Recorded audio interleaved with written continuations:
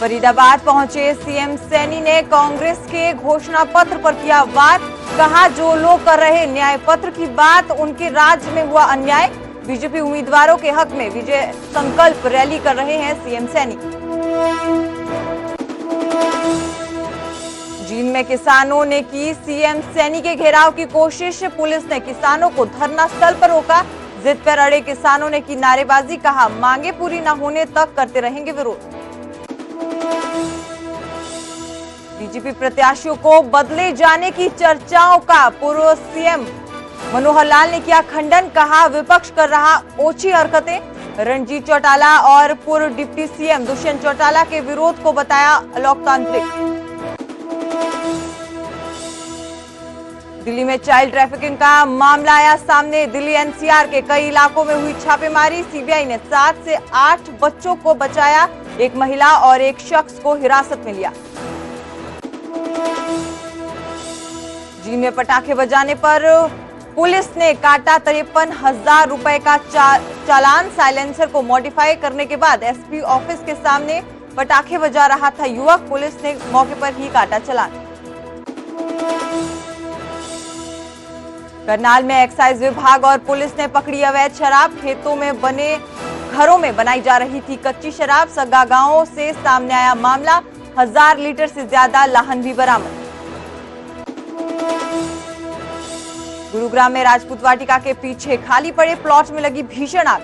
Plot में खड़ी 4 से 5 गाड़ियां भी आई आग की चपेट में। आग लगने के कारणों का खुलासा नहीं।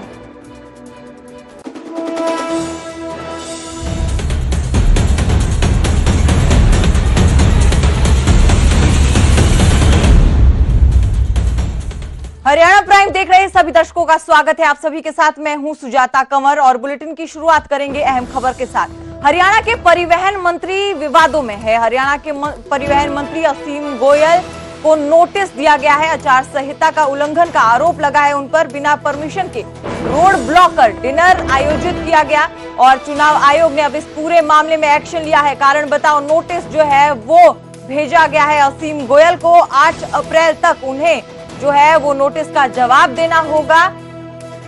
नोटिस में लिखा गया है कि घर में ही डिनर की मंजूरी दी गई थी, लेकिन आचार संहिता का उल्लंघन किया गया है। बिना परमिशन के रोड ब्लॉक कर डिनर जो है वो आयोजित किया गया परिवहन मंत्री द्वारा, जिसके बाद कड़ा एक्शन लिया गया है चुनाव आयोग के द्वारा।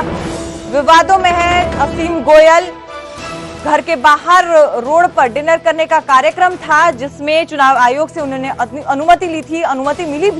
अनुमति मिली थी कि घर के बाहर जो है वो डिनर किया जाएगा, लेकिन असीम गोयल के द्वारा दिल्ली की रोड को ब्लॉक कर जो है डिनर को आयोजित किया गया। बिना परमिशन के रोड पर ये जो है डिनर आयोजित किया गया। अब इस पूरे मामले में चुनाव आयोग ने उन्हें कारण बताओ नोटिस भेजा है। 8 अप्रैल तक उन्हें नोटिस पर जवाब देना होगा।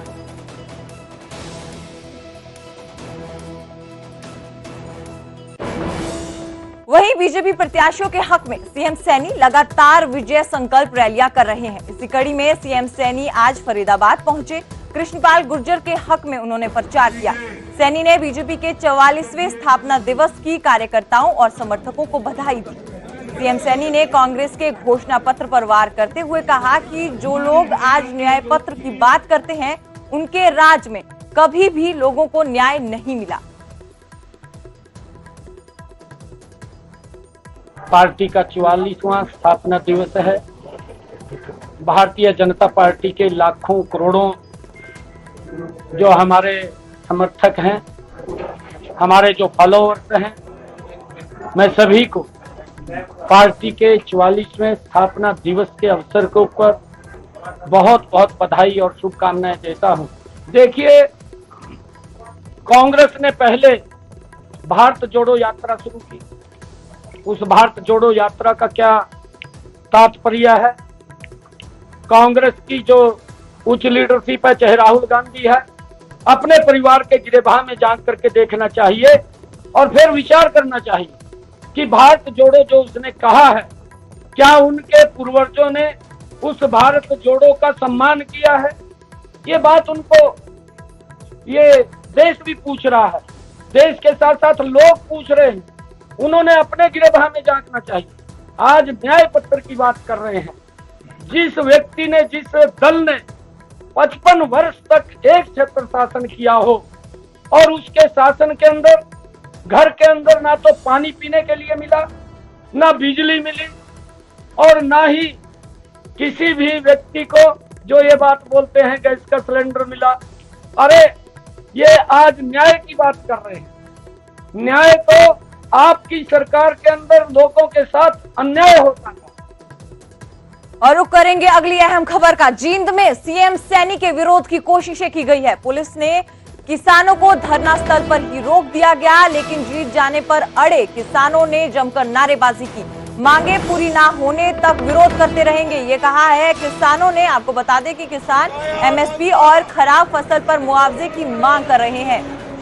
तो ये बड़ी खबर, जहां पर जींद में सीएम सैनी के विरोध की कोशिशें किसानों द्वारा की गई है। हम आपको तस्वीरें दिखा रहे हैं। हालांकि जो धरना स्थल पर जब किसान इकट्ठे हुए थे, पुलिस ने उन्हें तभी ही रोक लिया था और जींद जाने की जिद जो किसान कर रहे थे, उसके बाद वहीं पर उन्होंने सरकार के खिलाफ नारेबाजी करनी शुरू कर दी। आपको बता दें कि रोहतक से जो बीजेपी प्रत्याशी है डॉक्टर अरविंद शर्मा, उनका भी विरोध किया गया था। हिसार से बीजेपी प्रत्याशी रणजीत चौटाला, उनका भी विरोध किया गया है किसानों द्वारा। और डिप्टी सीएम, पूर्व डिप्टी सीएम दुष्यंत चौटाला का भी किसानों द्वारा विरोध किया गया है। तो लगातार हरियाणा में जो है नेताओं का विरोध किया जा रहा है, अलग अलग पार्टी के नेताओं का यहाँ पे विरोध किया जा रहा है। और जींद में सीएम सैनी के विरोध की कोशिशें की गई। एमएसपी और खराब फसल पर मुआवजे की मांग किसान कर रहे हैं, लेकिन धरना स्थल पर ही किसानों को जो है पुलिस ने रोक दिया।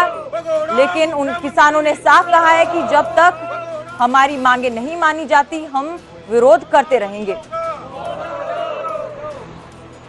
केंद्र की सरकार ने हमारे साथ वायदा किया था 9 दिसंबर 2021 को, जब दिल्ली के बॉर्डर से उठ कर आए तो उन्होंने ये कहा था कि हम आपका एमएसपी की कानूनी गारंटी दे देंगे, लागत का 1.5 गुना दाम दे देंगे और पूर्ण कर्जा मुक्ति किसानों की, मजदूरों की, और इसके अलावा बिजली संशोधन बिल वापस ले लेंगे और 750 किसानों को शहीद का दर्जा देकर उनके घर में एक नौकरी और उनको उचित मुआवजा दिया जाएगा। लखीमपुर खीरी के अपराधियों को सजा मिलेगी और 58 साल के जितने भी बड़े बुजुर्ग हो गए हमारे, उन सबको 10,000 रुपए मासिक पेंशन। लेकिन केंद्र सरकार ने वायदा खिलाफी की है। 30 मार्च को उचाना के अंदर हरियाणा का मुख्यमंत्री आया था और यहाँ पर 16 महीने से धरने पर बैठे हुए किसान, मजदूर, आम जनता उसको ज्ञापन देना चाहती थी, लेकिन हमारा ज्ञापन नहीं लिया गया। हमारे से झूठ बोला गया और झूठ बोल के राष्ट्र हाउस में ले जाया गया और वहां पर हमको गिरफ्तार किया गया। तो उसी के विरोध में आज मुख्यमंत्री जींद में आना चाहता है, तो हम जींद जाएंगे और मुख्यमंत्री का विरोध करेंगे। अन्यथा मुख्यमंत्री हमारा ज्ञापन ले, हमारी मांगों पर संज्ञान लेकर इनको पूरा करवाने का काम करे, और नहीं तो हम मुख्यमंत्री का विरोध करेंगे और जरूरत पड़ी तो हम काले झंडे दिखाने का भी काम करेंगे। रुक करेंगे अगली खबर का। आपको बता दें कि हिसार लोकसभा सीट से प्रत्याशी बदले जाने की चर्चाओं का पूर्व सीएम मनोहर लाल ने खंडन किया। हिसार पहुंचे सीएम मनोहर लाल ने कांग्रेस पर हमला किया और कहा कि विपक्ष ओछी हरकतें कर रहा है और कांग्रेस द्वारा ये अफवाहें फैलाई जा रही है। साथ ही साथ बीजेपी उम्मीदवार रणजीत चौटाला और पूर्व डिप्टी सीएम दुष्यंत चौटाला का विरोध को उन्होंने अलोकतांत्रिक बताया। कहा कि लोगों को जो करना है तो वो वोट का अधिकार का इस्तेमाल करें। चौटाला और बीजेपी के उम्मीदवारों को जगह जगह किसानों के विरोध का सामना करना पड़ रहा है। जगह जगह प्रचार भी रोका जा रहा है और घेराबंदी कर जो है काफिले को भी रोका है। लोकतंत्र में करना शोभनीय नहीं है और वैसे भी चुनाव आयोग की एक स्पष्ट निर्देश है कि हर किसी को अपनी बात कहने का पूरा अधिकार है, लेकिन किसी को किसी की बात कहने के लिए रोकना ये किसी भी तरीके से वाजिब नहीं है। इस ओर निश्चित रूप से चुनाव आयोग ध्यान कर रहा होगा और जरूर चुनाव आयोग के निर्देश के हिसाब से प्रशासन काम करेगा कि किसी को अपनी बात कहने के लिए रोकना नहीं है। अधिकार है मत देने का, मत प्राप्त करने का, जिसको अपनी बात कहनी है। ये एक ऐसा अवसर होता है कि खुल करके अपनी बात अपने मत के द्वारा कहे। सबको मत है कि किस सरकार को लाना है, किस व्यक्ति को चुनना है, लेकिन किसी व्यक्ति की बात न सुनना, उसका विरोध करना, चाहे कोई भी हो, सत्ता पक्ष हो, विपक्ष हो, ये उचित नहीं है और ये कभी भी किसी को करना नहीं चाहिए। और जब सामने कोई कमजोर पार्टी होती है तो स्वाभाविक है जो कमजोर होती है उसको नुकसान होता है और जो उसके मुकाबले में कॉन्फिडेंट तो होते हैं और अपने तरीके से चुनाव लड़ते तो उनको लाभ उसका होता ही है। हाँ, कुछ ओछी हरकतें हमारे विपक्षी दल खास करके कांग्रेस के लोग उछालते रहते हैं। हरियाणा के पूर्व सीएम भूपेंद्र सिंह हुड्डा की पत्नी भले ही राजनीति में सक्रिय नहीं है, लेकिन हुड्डा की कामयाबी में उनका भी अहम योगदान है। आशा हुड्डा ने खुद कभी चुनाव नहीं लड़ा, लेकिन अपने पति के लिए प्रचार जरूर किया। उनसे खास बातचीत की है हमारे संवाददाता धीरेन्द्र चौधरी ने।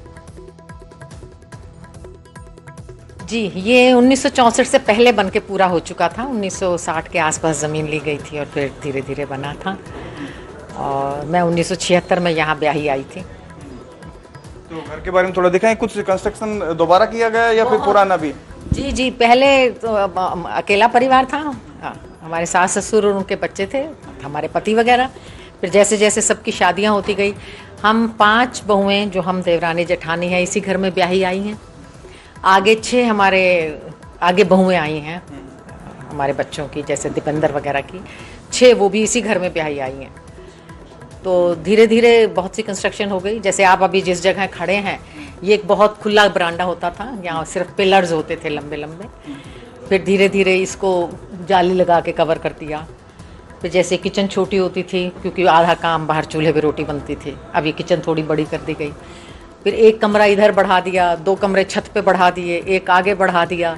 फिर गेट के साथ कुछ वो ऐसी जगह बना दी जहाँ जो बाहर से मिलने वाले आते हैं, हल्के से लोग आते हैं, वो बैठे रहते हैं। हुड्डा परिवार की राजनीति का केंद्र भी शायद यही है। यहीं से जब भी चुनाव लड़ते हैं शायद यहीं से रणनीति बनती है। रणनीति कहिए या घर कहिए, जो भी हुआ है 1964 के बाद से आज तक सभी चुनाव यहीं से लड़े गए हैं। हमने कभी भी कहीं बाहर जाके रहने की कोशिश नहीं की।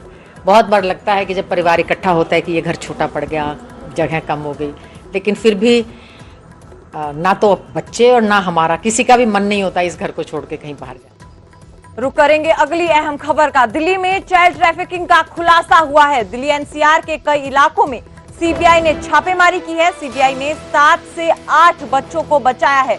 एक महिला और एक शख्स को भी पुलिस ने हिरासत में लिया। नवजात शिशुओं की खरीद फरोख्त का ये पूरा मामला है। गिरोह के अन्य सदस्यों की गिरफ्तारी के लिए सीबीआई देश की अन्य राज्यों में भी छापेमारी कर रही है। तो ये बड़ी खबर, आपको हम तस्वीरें दिखा रहे हैं। दिल्ली से पूरा ये मामला सामने आया है। बच्चों के खरीद फरोख्त का ये पूरा मामला है। दिल्ली एनसीआर के कई इलाकों में सीबीआई ने छापेमारी की। सीबीआई ने 7 से 8 बच्चों को बचाया है। एक महिला और एक व्यक्ति को गिरफ्तार किया है। इस गिरोह से जुड़े बाकी लोगों को भी ढूंढने के लिए सीबीआई देश के कई राज्यों में छापेमारी कर रही है।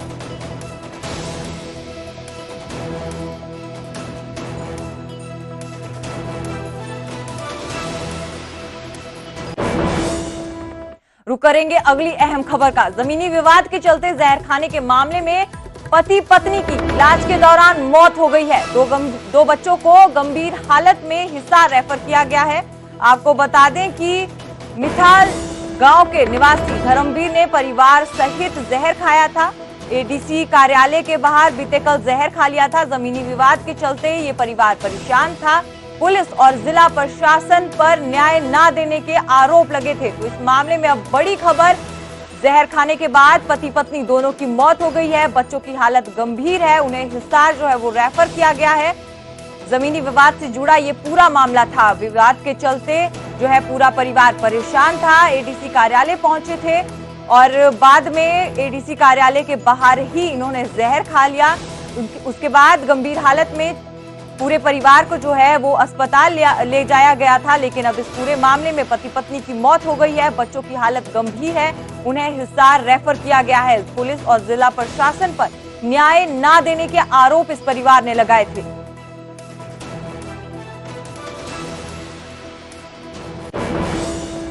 वहीं करनाल में पुलिस ने बड़ी कार्रवाई की है। खेतों में बने घरों से अवैध शराब को पकड़ा गया है। सगा गांव से ये पूरी जो खबर है वो सामने आई है। खेतों में कच्ची शराब बनाई जा रही थी। 1000 लीटर से ज्यादा लाहन भी पुलिस ने बरामद की है। घरों में महिलाएं थी वो शराब बना रही थी। एक्साइज विभाग और पुलिस ने मिलकर छापेमारी की है। आपको बता दें कि लाहन से जो है वो कच्ची शराब बनाई जाती है। और अब इस पूरे मामले में सगा गांव में खेतों से जो है 1000 लीटर से ज्यादा लाहन जो है वो बरामद की गई है। इसी के साथ साथ जो घरों में महिलाएं थी वो जो है शराब बना रही थी। तो करनाल पुलिस की ये बड़ी कार्रवाई, एक्साइज विभाग भी पुलिस के साथ मौजूद थी। ये जॉइंट ऑपरेशन जो है वो किया गया। खेतों में बने घरों से अवैध शराब जो है वो पकड़ी गई है। यहाँ पे एसए साहब ने बताया कि नाजायज तौर पे शराब बनाई जाती है, और फिर हमने टीम के साथ यहाँ पे मुआयना किया, जिसमें डीएसपी साहब भी, एसएचओ तरावड़ी और हमारी टीम आके ज्वाइंट रेड की तो चारों घरों के अंदर से लाहन प्लस 17 बोतलें पेप्सी, 1 बोतल 1 लीटर ये बरामद हुई है जो शराब बनी हुई थी, और कम से कम 1000 लीटर लाहन बरामद किया तो जानलेवा भी होती है सर ये शराब? सर 100% जानलेवा होती है, तो कोई डिग्री नहीं होती। जैसे यमुनानगर में कांड हुआ है, जहरीली शराब हो सकती है, कुछ भी। तो चुनावों के दिन है, ऐसे मौके पर आगे भी छापेमारी कार्रवाई इस तरह की जारी रहेगी? लगातार हमारी टीम सक्रिय है, छापेमारी कर रही है, और जितना भी हो सकेगा हम इस चीज को। खास बात यह कि महिलाएं बनाती थी इस शराब को? सर यहाँ पे हमें 4 घरों के अंदर महिलाएं बरामद हुई। इनके अंदर विडो लेडीज हैं, जेंट्स हैं नहीं।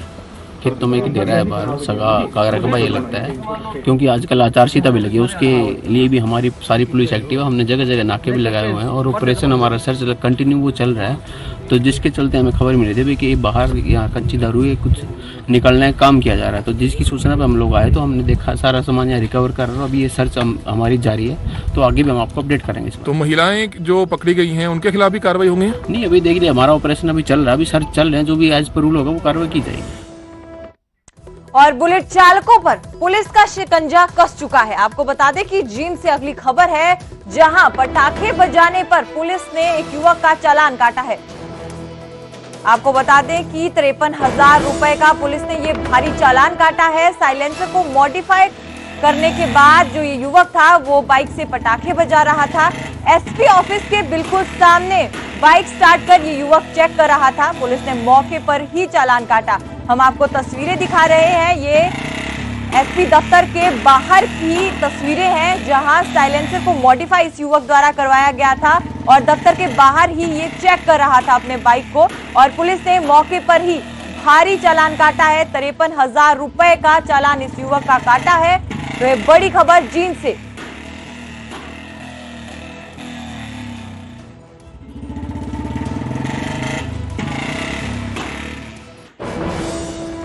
वहीं नूह के बलई में एक युवक को बीच बचाव में चाकू मार दिया। अस्पताल ले जाते समय घायल युवक की मौत हो गई। घटना के बाद गांव में तनाव का माहौल है। पूरे मामले में पुलिस ने 4 लोगों को हिरासत में लिया है। जानकारी के अनुसार वसीम नाम का एक युवक मीट की दुकान पर मुर्गा बेच रहा था। तभी उसे पता चला कि आवेश नाम का एक लड़का उसे गालियां दे रहा है, तो वो उसे देखते ही मारने के लिए दौड़ा। दोनों को वहां मौजूद लोगों ने पकड़ लिया और बचाव करने की कोशिश की, लेकिन इसी दौरान मुर्गा काटने वाला जो चाकू था वो वसीम के हाथ में था और गुस्से में आकर उसने आवेश के पेट पर चाकू से वार कर दिया। खून निकलता देख परिवार के लोगों ने उसे जिला नागरिक अस्पताल में भर्ती करवाया, जहां उसे डॉक्टरों ने मृत घोषित कर दिया। में कल दिन के समय में कोई छोटी सी विवाद हुआ था 2 पक्षों में। उसके बाद जुम्मे की नमाज पढ़ने के बाद एक पक्ष ने हमला कर दिया एक बच्चे के ऊपर। उसका नाम था अरशद सनोब आसिम मोहम्मद, उम्र करीब 18-20 साल, और जिसको चक्कू से इंजरी लगी हुई थी और उसको इलाज के लिए हॉस्पिटल में लेके आए। उसी हॉस्पिटल में यहाँ मांडीखेड़ा में डेथ होगी। और उनके जो परिवार के लोगों ने जो शिकायत दी है उसके ऊपर हमने एफआईआर दर्ज कर दी है। लाश का पोस्टमार्टम करा के उनके वारसान का हवाले कर दिया है। आरोपियों को शीघ्र ही गिरफ्तार किया जाएगा। इस पहलू पर हम तफ्तीश कर रहे हैं। बलई गांव में बढ़ेंगे अगली खबर की तरफ। नूह में झारखंड की एक युवती से दरिंदगी का मामला सामने आया है। बताया जा रहा है कि 28 साल की युवती एक निजी अस्पताल में गर्भपात के दौरान उसकी मौत हो गई। जानकारी के अनुसार आरोपी युवक और युवती गुरुग्राम में एक निजी कंपनी में काम करते थे। दोनों में दोस्ती हुई। आरोपी युवक शादीशुदा और पिता होने के बावजूद सब कुछ छुपाता रहा और शादी का झांसा देकर युवती से संबंध बनाता रहा। इसी दौरान लड़की गर्भवती हो गई। 28 मार्च को गर्भपात के लिए लड़की को यह आरोपी निजी अस्पताल में भर्ती करवाया। जहां उसकी तबीयत बिगड़ी और उसकी मौत हो गई। आरोपी ने शव को ठिकाने लगाने की कोशिश की, लेकिन वो पकड़ा गया। अब पुलिस गर्भपात करवाने वाले डॉक्टर और उसके सहयोगी की भी तलाश कर रही है।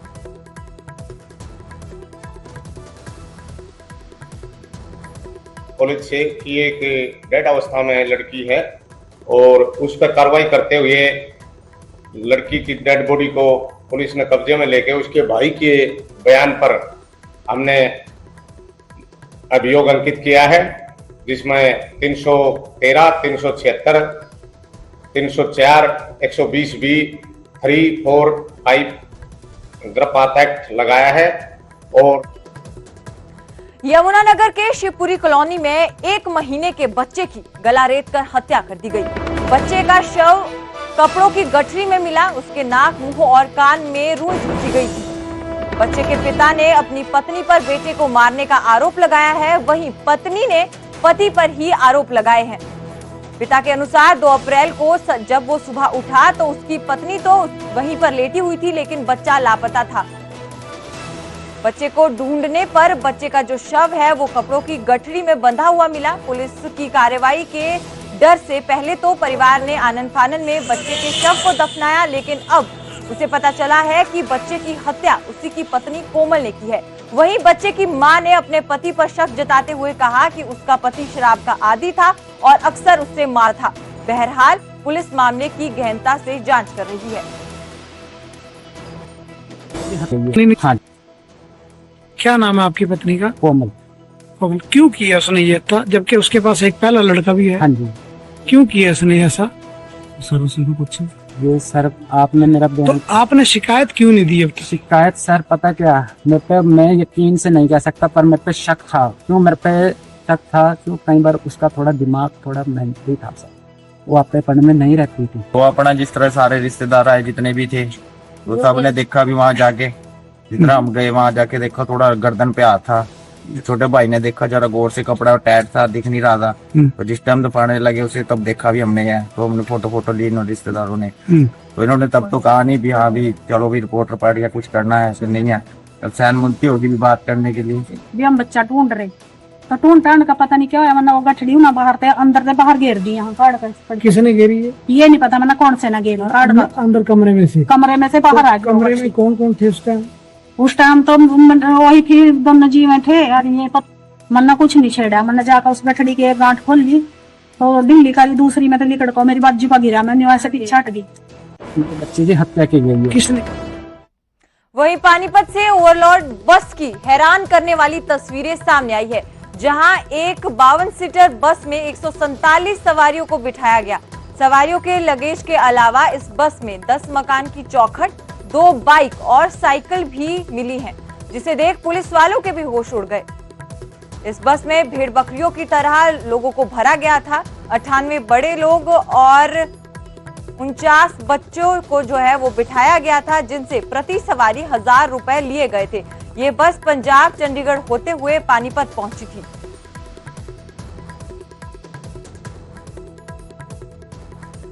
हरियाणा प्राइम देख रहे सभी दर्शकों को फिलहाल इतना ही। आप देखते रहिए न्यूज़ 18 पंजाब हरियाणा।